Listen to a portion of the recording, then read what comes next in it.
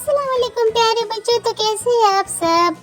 Welcome to my channel Kids Fun Studio. आज हम अपने इस वीडियो में सीखेंगे रंगों के नाम। तो चलिए सीखते हैं। पहला रंग है सब्ज, जैसे कि दरख्तों के पत्ते सब्ज होते हैं, जैसे कि मेंढक सब्ज होते हैं। दूसरा रंग है सुर्ख, लाल। सुर्ख यानी लाल।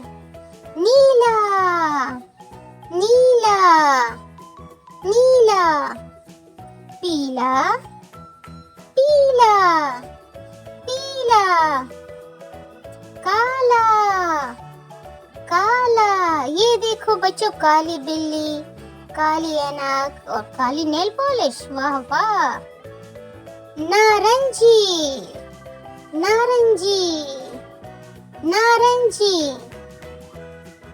सफेद, सफेद, सफेद। जामनी, जामनी, जामनी।